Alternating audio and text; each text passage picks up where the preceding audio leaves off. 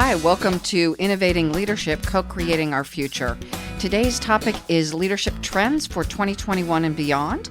I'm your host, Maureen Metcalf. I'm the founder and CEO of the Innovative Leadership Institute. We help elevate the quality of leadership across the world and work with those leaders to co-create a thriving future. Our work includes assisting leaders in navigating the disruptive trends and developing strategies to transform themselves and their organizations to thrive now and in the future. I'm a regular contributor to Forbes and the lead author on an award-winning book series focusing on innovating how you lead and transforming your organization. I'm also a fellow with the International Leadership Association.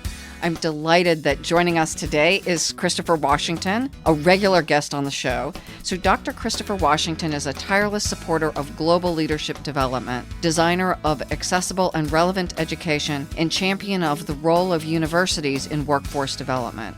He serves as the Provost and Executive Vice President for Academic Affairs at Franklin University, a private nonprofit institute of higher education.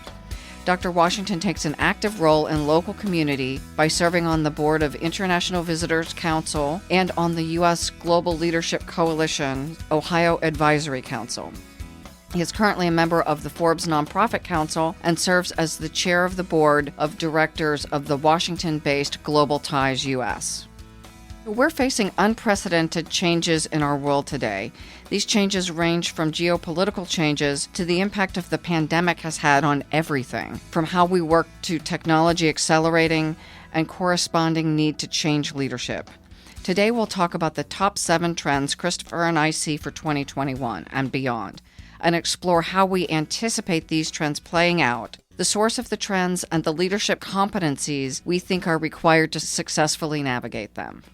While we can all point to the death toll from the pandemic and many other challenges that we have faced, I'd like to encourage us to start the year thinking about what's possible in 2021 and beyond. While we know that the pandemic is still raging as of the airing of the show at the end of 2020, and likely will be until we have sufficient immunity. With that said, while we're all suffering from the pandemic, and many of us have lost loved ones, my invitation is to use the pain and loss to energize us to create a future that is better and stronger and more inclusive for everyone. We take that tone as we talk about the trends, and Christopher and I will talk about what we see as the opportunity. And as Christopher and I were practicing for the conversation, we were both talking about where we are being optimistic in our current lives and looking forward. So let's start by creating the stage so our listeners understand what we were doing as we developed this. So Christopher, can you share a little bit about what framed your thinking as we started? Maureen, it's always a pleasure to be here with you.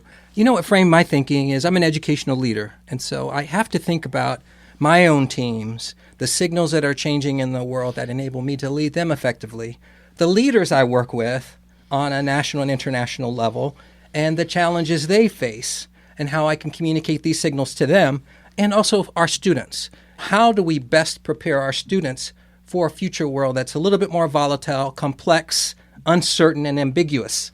So it is those conditions and my willingness and interest to make sense of them that really drove us to identify these themes together. And so you're significantly involved with the World Future Society. Yes. And also with Global Ties, interacting through the State Department with leaders from around the world. So you're taking a global view and also a future view from a broad lens. Oh, absolutely. You know, working with my team to determine what methods can help us make sense of these non-routine experiences that have disrupted organizations like Global Ties. It was last year, just a year ago, we were able to commute people from their countries around the world to the U.S. to learn more about our democratic society, to learn more about how we do business, about our citizens and how we interact. Well, that program no longer can send people to the U.S. So what alternatives are available? Why can they not come anymore, right? And how can we achieve our goals in spite of their ability to not be able to travel to the U.S.? So it's those kinds of adaptations we've had to make. So let's start with the first trend then, economic volatility impacting society and the workplace. Increased polarization on global sustainability and social justice issues impacting international relations and local communities. So how are we defining that? What are you seeing first of all?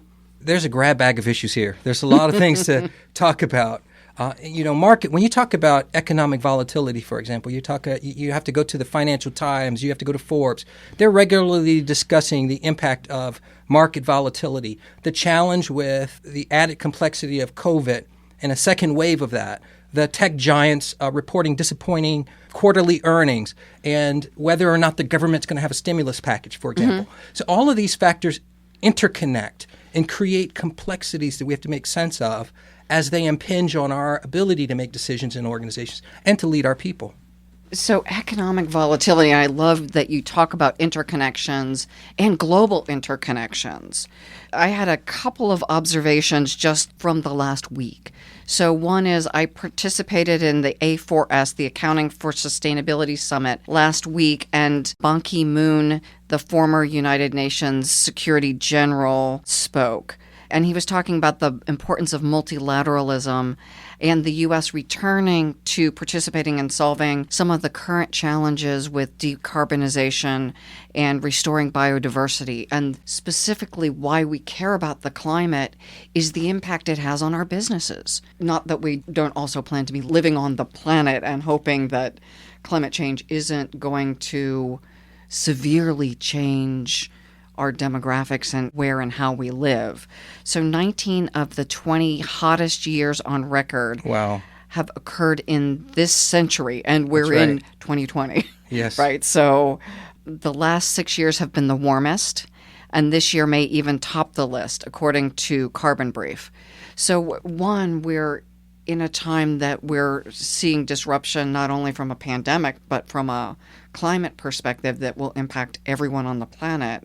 We are also seeing people like Ban Ki-moon and His Royal Highness Prince Charles kicked off the A4S summit. And he's the person who chartered this summit, I believe, 6 years ago. So we're seeing significant political leadership as well as cross-functional business, NGOs, government organizations all coming together to issue the call for those kinds of changes. And then I want to move to something from McKinsey. So I'm bouncing from, Christopher talked about economics, planet, and then for business leaders, the idea that we need new operating models and they need to be significantly more flexible so that as organizations are more uncertain and facing crisis, the way we run our organizations just has to change. So the duration of the crisis has been longer. It's already exceeded earlier predictions. It's going to continue to be longer. And so the elements of running an effective organization, we need to be considering how quickly we adapt to the multiple changes we're experiencing. Because by the time COVID's over, what's going to be the next thing? Well, that's right. And Maureen, I'm in an educational institution, and I think education is the canary in the coal mine for a lot of this. We're seeing dramatic changes to our business model. Institutions that have had long-held traditions, 150, 200-year traditions, are now on the operating table, with an acute illness. What do we do? How do we structure our finance? How do we attract students? Right now, many of these schools can't operate classes as usual or provide the kind of supportive environments for campus experiences for students that have led to their success in life afterwards. Working from home, remote work, or remote learning has taken the place of many of our on-site classes because of the pandemic. How have we adapted? How must we adapt? We have to have different models to operate effectively. And Franklin was well positioned because you were one of the first to introduce rigorous online college education. Absolutely. And we went through many years of pilots and refinements, really focused our pedagogy and andragogy on the successful teaching of students so that they learn effectively. And so we were well suited when the pandemic hit to shift effectively to all online for our students. And I want to say that's 2 decades now, right? That's 20 plus years that you've been doing this. I remember designing courses back in 1999 for online, and then having the U.S. Department of Education involved with us through an early pilot in 2000, from 2000 to 2003, to verify that the learning outcomes and the methods we used were equivalent to what was happening in the classroom face-to-face. And now many institutions are trying to make that pivot, or they've shifted a few classes, but they haven't shifted the entire curriculum yet in the way that delivers the outcomes that Franklin has consistently delivered globally. All of this is indicative of what organizations of all types are facing today, and leaders of all types. How do we adapt to changing circumstances? What tools and technologies do we need to use? How do we equip our people to be effective in this new model? And education is especially challenged by it right now. Well, yeah, because as we talked about as you came in was, how are you navigating homeschool students? Because there are going to be a lot more of them, we would anticipate. Not just homeschool students, but everything that's impacted by a shift to more homeschooling. I imagine that home builders will have to adapt their design principles to the fact that we'll need more spaces in homes for learners and for offices for remote workers. What does that home look like, assuming that the new normal includes some aspect of remote work and remote learning? And we're seeing home sales go up, which is interesting given the pandemic. We weren't sure they would go up or down, but they are going up and home prices are going up. So people who might have considered downsizing, especially if you've got 2 adults and children in the house, all trying to learn at the same time. The other thing is the shameless plug for the noise-canceling headphones. Well, all of this has impacts on how individuals lead their organizations, because now you have a remote workforce that is multitasking at home. You have a new business model. You have to adapt to the conditions that lead to worthy performance of your workforce without having the regular opportunity to talk to them at the water cooler, or pull them together in a meeting. Using new technologies, assuring that they have the technology and the ability to use them effectively. All of those are conditions that leaders have to consider, whether you're working for-profit or nonprofit or in education. So let's now move to the question of trust. And as our listeners, one of the things you'll hear is we're bouncing between these themes because they are so interconnected. Continued erosion of trust in societal institutions and a weakening of the principles that sustain those institutions. And I would say also, as we've continued to explore these topics, continued erosion of trust in individuals as well as institutions. Christopher, why don't you jump in and then I'll follow with some of the research. Well, this idea of trust is really essential. We have to be able to rely on each other in group settings, whether we're talking about organizations or even family life. And this erosion of trust is being driven by a number of factors. Many of Americans, for example, are divided on a lot of fundamental issues, and they're receiving their information and news sources and sources of truth from very different sources that oftentimes contradict or exist on some polarity. And when that happens, it's hard to really establish common ground, common purpose, common method. That makes it difficult for leaders to take action today. I did an interview a year ago, and we talked about people's unwillingness to take direction from a leader whose views are different or who may have physiological differences. So there was some unwillingness if people were of a different race or gender. But what stood out was the unwillingness to take guidance from a leader who had a different political view. And it was something like 2/3 of people didn't want to take direction from someone with a different political view, maybe as little as half.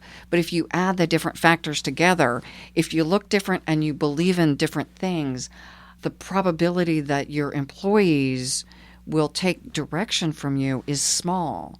And that seems really unacceptable for effective leaders. If leadership is the combination of leadership, followership, and the context, if followers aren't following because you view things differently, we're broken. Well, that's a very arbitrary method of determining who you listen to or who you work with. Because, the problems we face today, you mentioned the environment, for example, crosses borders. And when you cross borders, you're going to deal with people who look different than you. You're going to deal with people who have different ideas, cultural norms, values. And these are the same people we need to be able to rely on to solve these very complex problems. I don't see them having this problem on the International Space Station. They work across cultures. Their lives depend on their ability to collaborate with one another. And I've written recently about the notion of having an out-of-orbit mindset to inform and influence the kind of challenges, the kind of ways we approach challenges here on Earth, because there's a lot we can learn from astronauts. Wonderful. So I need to read more of that. Thank you. I'm going to read a little bit of some of the research. According to a wide-ranging new Pew Research study, adults age 18 to 29 stand out for their comparatively low level of trust in a number of areas. Around 3/4, or 73% of adults under 30 believe that people just look out for themselves. So basically 3/4 of folks under the age of 30 don't trust folks. They think they're looking out for themselves. A similar share, 71%, say most people would try to take advantage of you if they get a chance to. And 6 in 10 say that most people can't be trusted. Interestingly. It doesn't provide a lot of context for creative problem solving, innovation, improving the human condition, our collective status, if you distrust in that way, if you distrust others in that way, and you're sort of unwilling. The pessimistic view does not serve us well. It's optimism that has really been the seed for invention, for creation, for improvement of the human condition. Yeah, there's a lot of research that says pessimism kills creativity and innovation and employee engagement. It's hard to be engaged and productive when you think the person sitting next to you is out to get you. Well, we are talking about leadership here. Individuals derive their energy from their leaders oftentimes, and if that's true, your pessimism rubs off. You're less likely to have, again, creative solutions, innovations, and an ability to work with folks constructively to bring about a better state of affairs. One of the other things that strikes me, and as I reflect on my own experiences, the rate of change and information instability. So new data coming daily, and let's use the pandemic as an example. When it started, the amount of scientific data was limited. So leaders were sharing the best information they had, yes, which was incomplete. Every day we get new information, and the scientists are revising the direction. And yet what I hear from people occasionally is, I don't trust him, he was wrong. I don't trust Dr. Fauci, he said this at the beginning. Well, of course, because the scientific data is continuing to accumulate. And so if we don't trust leaders who change their point of view when they get new information, then are we trusting leaders who are out of date? That seems risky. One of my mentors many years ago said, Christopher, in God I trust, everybody else bring the data. And now we have data being generated from everything that we touch. Our refrigerator is generating data. Our watches is generating bio data. Our phones.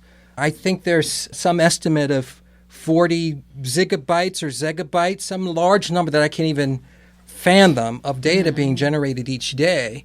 And much of this data, if you're an organizational leader, there are many sources of it to inform the kind of decisions you need to make. To ignore that would be irresponsible in many regards. And I think one of the competencies that's critical for leaders today is to be really good at interpreting data. And the learning mindset, the desire to continue to learn. And for our listeners, if you're not trusting people who continue to change, update their point of view because they learned more, that is risky. So let's go on to the third. I want to make sure that we don't run out of time before we get to the end. More complex global system optimization. As we think about organizational resilience, geopolitical impacts, social justice impacts, we need to be looking at efficiency differently. So I think about my early consulting years, it was just in time and system optimization and Six Sigma.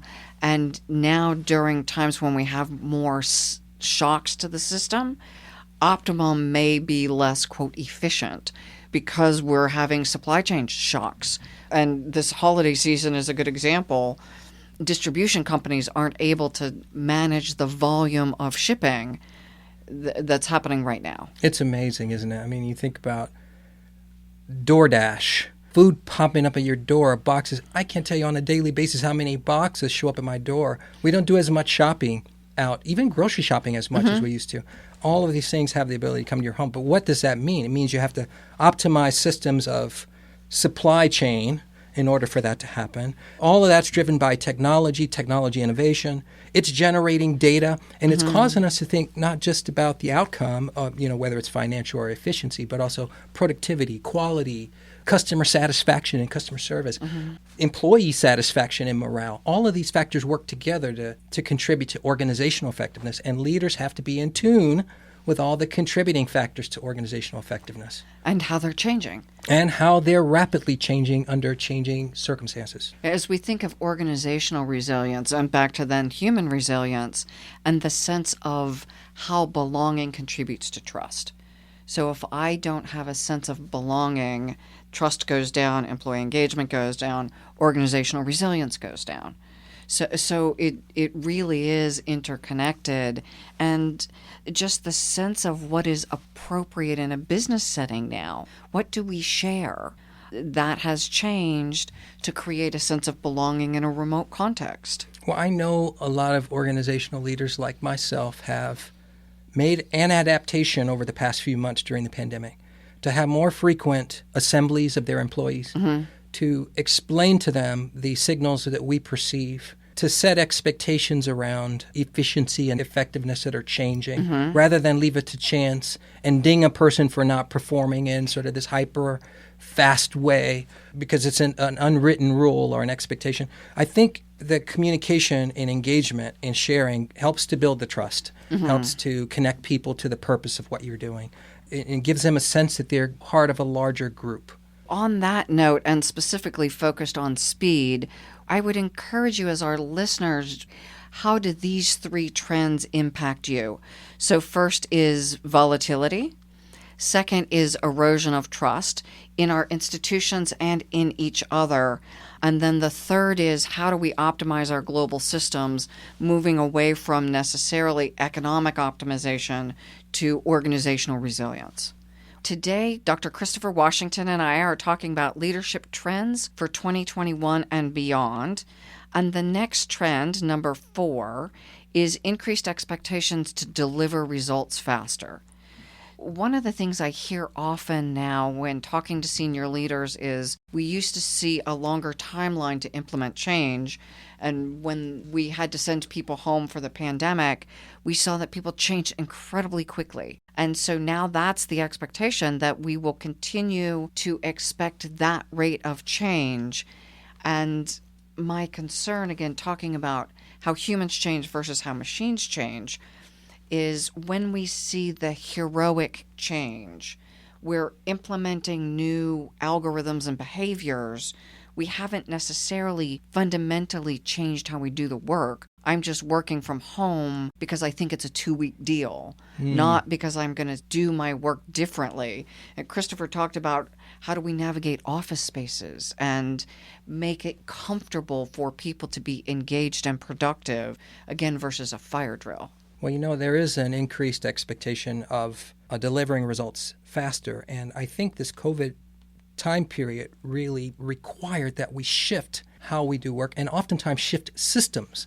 So I don't have the privilege of having my mail room accessible. I've got to figure out how to do that from home or at a distance with my colleagues when that shift took place. So we're not talking about a shift in just my individual job. We're talking about a shift in organizational systems. And so the ability of leaders to understand all of the system components and how they can be accomplished from a distance was a challenge for a lot of people. And, not only do you have to deal with that structural change, you have to make sure that people have the equipped to do it, and you have to deal with the social structure to support it. I set up a lot of teams, cross-functional teams that looked at the issues and the processes, and they worked together to figure out how we could do it in a different way. And you were an institution that was already heavily online. We were, but we relied on working in the office together. So that part of our work had to change, but we were very comfortable with shifting to teams looking at problems together and figuring out how we could come up with alternative solutions. And that is the pivot. Yeah. It can cause stress. I saw one report, I think it was on LinkedIn, that identified high levels of stress across most professions during this pandemic period. But you know who was top of the list? Educators. 74% of educators experience some stress in the change of their work. Students, even more so than educators. So this shift in process and in work is not without its sort of mental health consequences. Well, and I don't know that we're going to get into mental health today, but that's one of the areas that concerns me the most. Mental health is a major issue right now. We need to address the foundation to create personal resilience as a foundation for agility. So Washington Post, November 23rd of 20. So this is recent. Since coronavirus arrived, depression and anxiety in America have become rampant. Federal surveys show that 40% of Americans are now grappling with at least one mental illness or drug-related problem. Wow. Then young adults have been hit even harder than other age groups, with 75% struggling. Even more alarming, when the Centers of Disease Control and Prevention recently asked young adults if they had thought about killing themselves in the last 30 days, 1 in 4 have. Optimizing efficiency reaches a point. Right. Because at some point you have to deal with the human consequence of optimizing efficiency. And this, I think, is something that leaders today have to be mindful of. You know, we can push very hard, require that people work under different circumstances, but those different circumstances also mean that they're probably checking in on their kids who are studying at a table next to them, or dealing with a pet, or an ill parent. When you mix home and work life as much as we have in recent months, on top of a push for greater efficiencies, it can be problematic. Well, especially if someone's home life isn't optimal. Many people go to work to exit a home life that isn't safe. In some cases, it's just unhappy. And they're not equipped to navigate all of the childcare issues. Think of parents, and I know you know this better than I, who have young children and have to still go to work. So who takes care of the kids? I think, as an educator, universities have to do a better job of training for resilience, flexibility, adaptability. I'm not certain that we do a great job of that in our curriculum, but it's these more effective skills that make us distinctly human that we have to also consider if we're preparing people for the future. That's more volatile, complex, ambiguous, and uncertain. So that's the perfect lead into trend 5, which is major shift in knowledge and skills required for both leaders and employees. And so you just hit hard on one of them, understanding personal resilience, organizational resilience, and the responsibility of the organization, not to overstep into my personal life, but to create the environment in which I can thrive, which may be different because I don't have children than someone who has young kids who they're trying to homeschool to keep them, in many cases, because schools aren't open. Well, all of the themes and trends that we've identified require improved sense-making.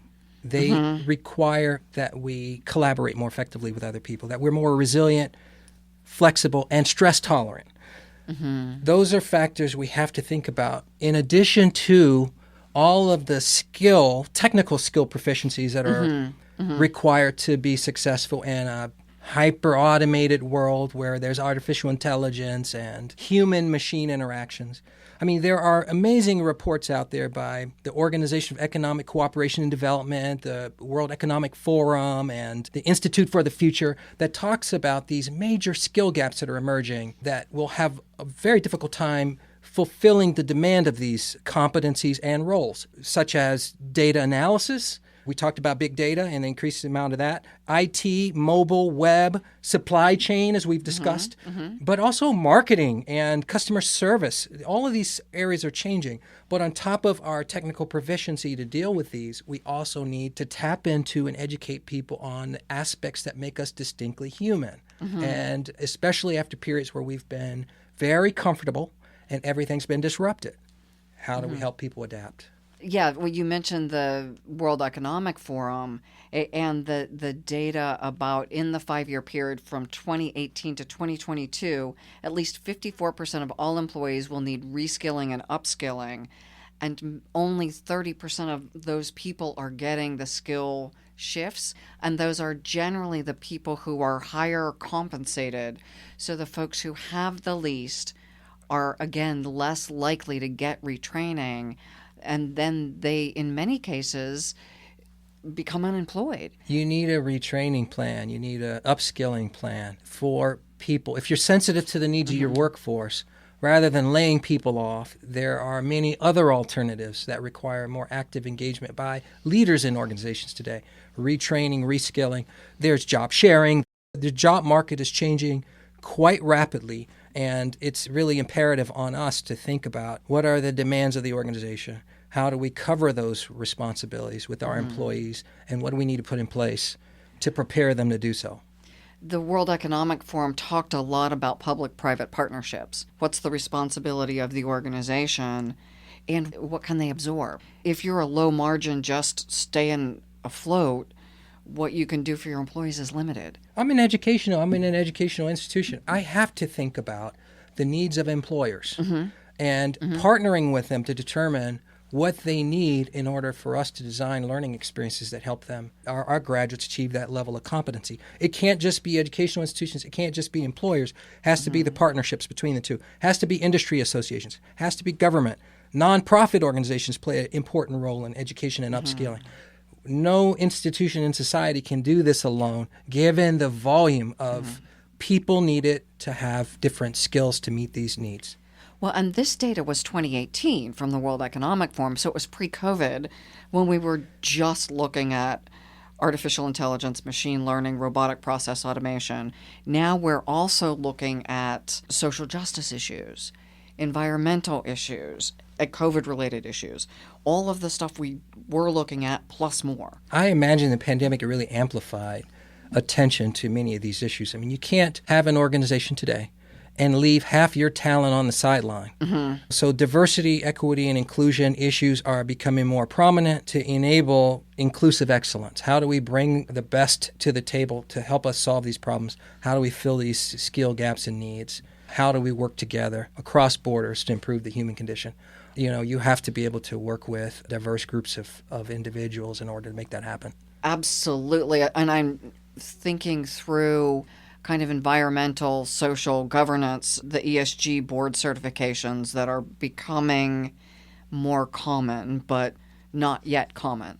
So we're not yet in many organizations from the top attending to DE&I and socially related issues. We're not yet attending to environmental impacts. We're not yet attending to building organizations where resilience is part of the governance structure. We have a lot of work to do. We do. And the good news is we've got a lot of competent leaders who are able to do this. We just need to continue to move forward and energize people to make the shifts. Well, I would agree. There are a broad range of issues that complicate the work of leaders today.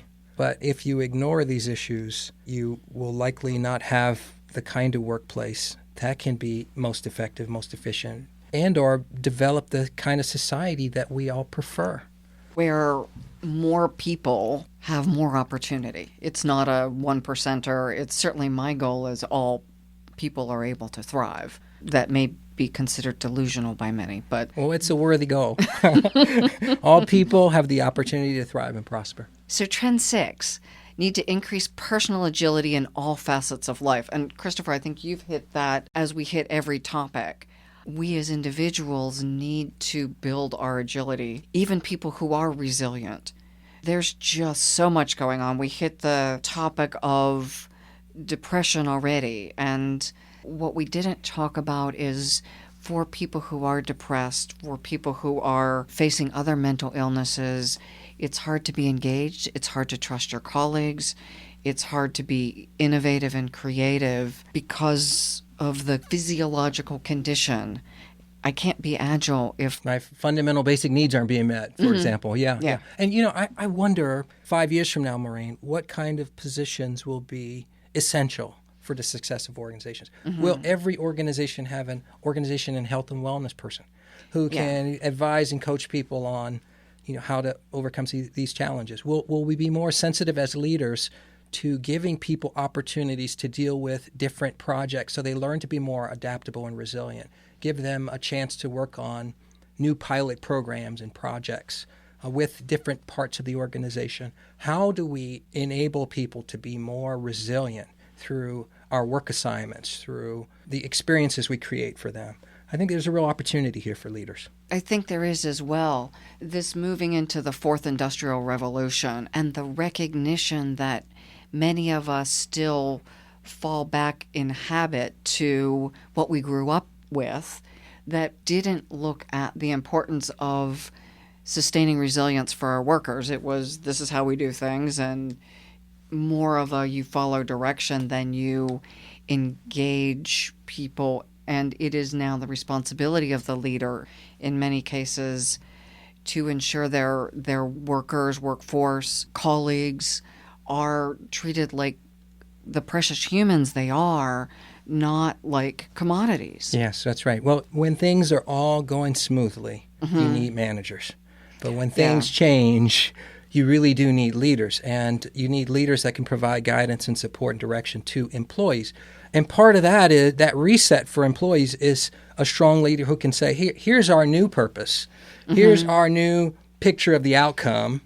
Here's our plan of action. Here's the part for you to play. That's William Bridges, classic William Bridges, helping people through that transition from what was to what will be. And we need leaders during this time to coach resilience and help people see where they're going. And the McKinsey work talked about, back to the new business models, a lot of that's new strategy and how we get the work done.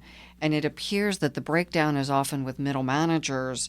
Either they haven't gotten the communication or they're not communicating it, or some of both.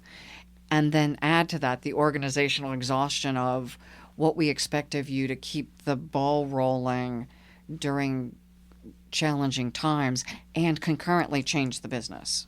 Organizational exhaustion is real. I mean, the pandemic exhaustion is real. And we have to take into account that people can feel that. And what are the things that you do that give you a sense of stability, that give you a sense of release? Is it walking your dog? Is it communicating with your family members? It's not the time to sort of dig a hole and jump in it. We've got to figure out the things that make us human, make us interested, and help us to adapt. And that's part of an individual's responsibility, but leaders can also help facilitate those kinds of discussions and considerations. And we have to. I would agree. And yet each of us as leaders have our days where we want to dig a hole and crawl in. Well, I told you, I had a friend, he's an astronaut teacher, and I was in that pandemic panic mode. I was getting tired, exhausted. I helped close down a college campus, and, there were some other things that were going on. And he just tapped into my mindset, and I was being more pessimistic. He said, you have to have an astronaut's mindset. You have to be more optimistic. See what's interesting out the window that you might take pictures of, and connect with people, connect with mission control, your family, your boss, your coworkers. And I think shifting to a more optimistic mindset was really helpful for me. Now, I think I'm more privileged that I can actually afford to say that, but at the same time, our mindsets can be leashes that sort of we're tied to that make it very difficult for us to deal with circumstances in front of us. There are alternative mindsets that we have control over that can help us move through this more effectively. And professionals, maybe in the workforce, who can coach us, probably are ideal people to work with. I think organizations, and you made this point earlier, if we look at who's going to be on the team going forward, having people who help us, because I certainly didn't grow up with those skills. I've worked really hard to build them, and I struggle. So someone who has no education in meditation or mindfulness, or doesn't do regular workouts, doesn't eat healthy because your condition doesn't allow for it, all of those things adversely impact resilience. Well, we've been taught reading, writing, and arithmetic. We need to also be taught resilience, flexibility, and agility. How about that? This sounds like your next program. So let's go on to the last trend, more freedom to work from where you want and less privacy. So if we looked at the continuum of freedom and privacy, we have moved for many people to more freedom, less privacy on all levels. So how are you seeing that? That's a tough one because you have to define freedom, what that really means. And here we really are talking about working from home. For some people, that's not a free environment. So that's a real challenge. But according to the Stanford study, 42% of Americans are working from home now, up to as many as 42%. Yeah. And 1.6 billion learners went from in the classroom to remote. There are dramatic shifts in how we're actually doing things. And with that shift requires a rethinking about how you do it. Well, and some of the things I've seen senior executives saying, I don't trust my people, and they're looking at the tools that monitor keyboards and take pictures of what their people are doing, screen capture the screens. I think there are some education programs that are doing similar things. That, for many people, feels like a violation of privacy. Yeah, we have to find a way to assure accountability without giving the impression that we don't trust you. That is the challenge for leaders today. Well, because again, back to if you're teaching your kids at home, you may put in your 8 or 10 or 16 hours a day, but it may not be synchronous from 8 to whatever. It's going to be disrupted and in different chunks. And for many organizations, that's sufficient. Not everyone is in a role where they need to be at their laptop all day long. That's right. Well, I have to convey an important message of trust to my team. I trust you. Now, I also need to know that you're doing your work, so I need to see the result of that. I don't necessarily need to know that at 8 o'clock in the morning you were doing X, Y, or Z. I don't care. What I really do care about is, have you produced the results that we need in order for our organization to be effective? And we hope that that is the mindset of more people. At least I hope that personally. And I understand that people who run companies need to make sure that they are getting the value that they're paying in salaries. Oh, absolutely. So it is not to diminish. The equation has to be fair on both sides. That's right. Well, I would agree. And employees who worked well in the office, most of them probably work well at home. Employees who didn't work well in the office probably don't work well at home. So if you trusted them to be sitting down the hall, trusting them at home is probably a reasonable starting point until we learn differently. And Maureen, I found that my team actually is more productive right now. Having feel like they are working to prove themselves even more as a result of working at home and feeling an appreciation for having that flexibility. That they have a steady paycheck. That they have the opportunity to work when some people don't, and work safely. That's right. Yeah. I agree. That bit of gratitude for what we do have. And on the days when we struggle, that's an important. It's a unique time in history, isn't it, Maureen? It is, and for some listeners, it's been the worst experience of your life. And for others, it's been an opportunity to try out new skills and position yourself for the next opportunity that could be intellectually rewarding and emotionally rewarding. I have to remind some of my colleagues that we don't live at a time when there are mongrels coming at our village, that we're not on the front line of World War I, with rifles, and that we're not on a slave ship or the Mayflower to get here, which are very difficult circumstances.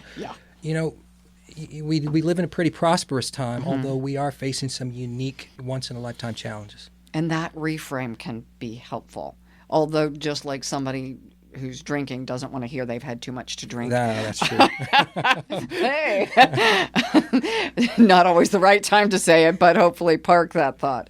So as we're wrapping up, Christopher, any closing thoughts for our listeners? Well, I would just tell our listeners, those of you who lead teams and groups, to never forget that others rely on your perspective. They get energy from you as a leader. They need your direction, guidance, support, feedback, and that your optimism helps to bring about a better state of affair. Your ability to make sense of the world and communicate that well to your team, and your willingness to engage them is important. These are conditions that I think to lead to healthier and more well organizations during a time of dramatic disruption. Thank you. I don't think I can add much, but certainly recounting optimism, managing ourselves, with grace and kindness, interacting with others with a level of grace and curiosity when people do things that don't make sense to us. Again, we're working with them because we respect them in most cases, so they haven't suddenly lost brain cells, but they may be in a situation where they're struggling, or we don't see the full picture. Just kindness and optimism and understanding the systems and being a perpetual learner will position us to thrive now and as we go forward, and also giving ourselves space to be sad. Yeah, sure. I really do hope these themes that we've identified prove helpful for leaders that are working to make sense of what's going on in our world.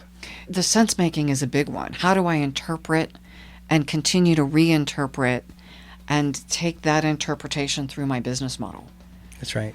Because running effective organizations, profit, nonprofit, and government, allows us to create the future that we want to see.